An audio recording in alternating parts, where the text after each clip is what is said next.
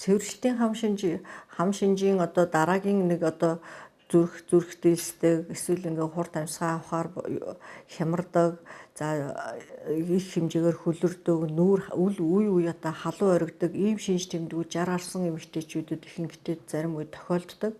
За энэ үед яадаг вэ гэхээр зэрэг бамбаа улчирхайн шинжилгээг өгнө.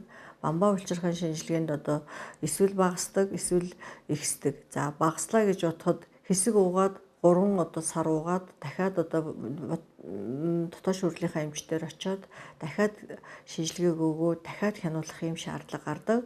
За ер нь бол 45-аас одоо цэвэрших насанд нэг одоо тухайн эмэгтэйн биед гардаг үндсэн нэг шинж тэмдэг бол бэлгийн дуршил маш их буурдаг.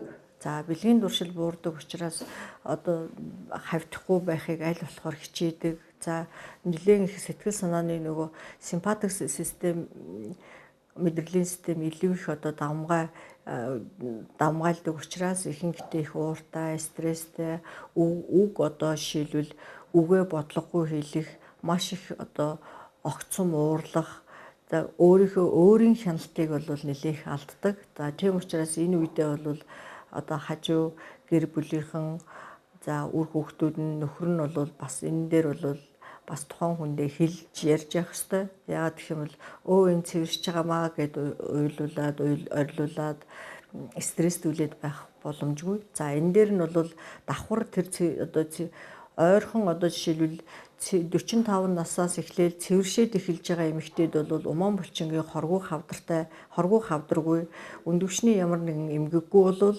за эстроген дааврыг гаднаас түрхэхээр, эсвэл одоо цацхаар, өтрийн тихлаагаар, наалт хэлбэрээр бол энийг одоо нөхөж өгч тэр стрессийг, тэр хямралыг бол багасгадаг. Тэгвэл 3-аас 6 сар орчим хэрэглээд энийг бол дахин одоо умаан булчингийн хоргүй хавдрын одоо эход харж шалгах, за мөн өндөвчний хавдрын шинжилгээ, мөн хөхний хавдрын шинжилгээнүүдийг бол давтан хийх шаардлагатай.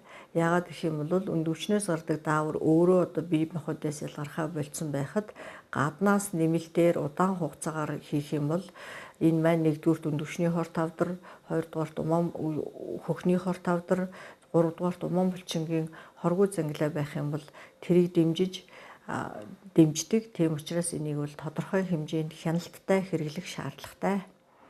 За хоёрдугаарх нь болохоор түрүү ярьсан одоо нөгөө эрдэс витамины одоо холимгууд байгаа. За энэ эрдэс витамины холимгуудыг ч гэсэн мөн бас л СА125 буюу өндөвчний хорт хавдрын маркер, за хөхний эхо, эсвэл одоо хөхний одоо эмчид үзүүлж тэрийг одоо ямар нэгэн хөхний бэрсүүгүй ийм байгаа тохиолдолд одоо даавар орлох эмчилгээ болон одоо эрдэс витамины одоо холимгийг хэдийн хугацаанд хэрэглэх вэ? За одоо болчихжээ, энээс илүү хэрэглээд хэрэггүй гэдгийг бол эмч хэлж өгөх ёстой.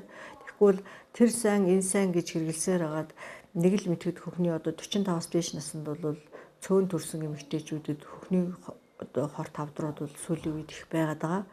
Тэгээ энийг одоо тийм одоо юутай үүсвэр байх магадaltaй байхад тэрийг бас сэдрээх магадaltaй байдаг учраас энэ дээр бол заавал эмчийн хяналттай, за тодорхой хэмжээнд би одоо энэ нэмийг тэдэн сар уулаа, одоо энийг болох уу эсвэл өөр юмээр солих уу гэдгийг заавал эмчийн зөвлөгөө авах ёстой.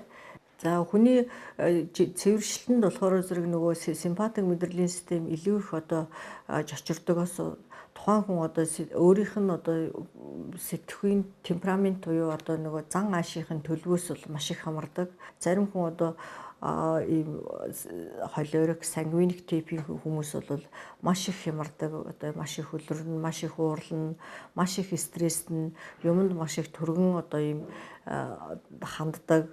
Одоо ингээд гудамжинд орилол, хүнтэй хэрэлдээл, автобусанд янз бүрийн яриад, уйлдуулаад, хүн загнаал ингээд байгаа эмэгтэйчүүдийг харахад ерөнхийдөө 45-аас 55 насны эмэгтэйчүүд л явж байдаг байхгүй юу? Яг ясвэн дээр бол нөгөөх маань өөрийнхөө хяналтгүй л байгаа. Түүнээс ч бол яг хажуугийн байдлаас ингээ харахад өөрийгөө яг тэрийг би одоо ийм байдалтай ингэж хүнд харагдах нь байж тээ, ийм одоо ийм зохисгүй, нийгэмд зохисгүй ийм юмаа гарахгүй байх юмаа гэдгийг тухайн хүн одоо ухамсар тухаанаараа л тэрийгэ зохицуулах хэрэгтэй байхгүй юу? Гэтэл шинж одоо шилбэл бэлэн хойлогч юм уу эсвэл юуны тайван амгалан ийм хүмүүс бол энэ байдлыг бол маш одоо тайван баг мэдэхгүйгээр өнгөрдөг уурлаад байсан ч юм уу энийгээд байсан ч юм уу баг зэрэг сэтгэл хямраад жаахан хүн юм ярихаар жаахан уйлах гэдэг кино үзэх гэхээр зэрэг жаахан нулимс гойчих гээд ингээ төрөнд нь тэгдэггүй байснаа одоо энэ цэвэр шигч насандаа бол үе тийм юм илэрсэн гэдэг. Тэгэхээр зэрэг энэ маань аль болохоор зэрэг симпатийг давамгайлахгүй парасимпатийг давамгайлуулах ёстой гэдэг маань хамраараа гүнзгий амьсгалаад амьсгалын дасгалуу сайн хийгээд булчингаан маш сайн ажиллах ёстой. Гэхдээ одоо нөгөө йогогоо хийгээд одоо йог хийлээ гэхэд 40 минут дотроо атгалаа гэхэд одоо жишээлбэл 40 минут ер нь бол 40 минутаас цаг 30 минутыг өөртөө зориулж өөрийнхөө булчин ажиллуулж парасимпатик мэдрэлээ давмгайлж тайван амгалан сэтгэл санааны хямралгүйгээр давахыг л одоо тухайн хүн өөрөө л шийднэ. Түүнээс бишвэл бие л цэвэршиж байгаа гэл уйлал орлол хүн загнаал ингээд хямраагаад ажих юм бол хажуу одоо жишээлбэл хавийнхандаа ч гэдэг юм уу хамт ажиллаж байгаа хүмүүстэй гэр бүлийнхэндээ энэ бол төвхтэй байдаг. За цэвэршилтийн талаар одоо зөвлөгөө өгсөн персон эмнэлгийн эмчүүд бол байлаа.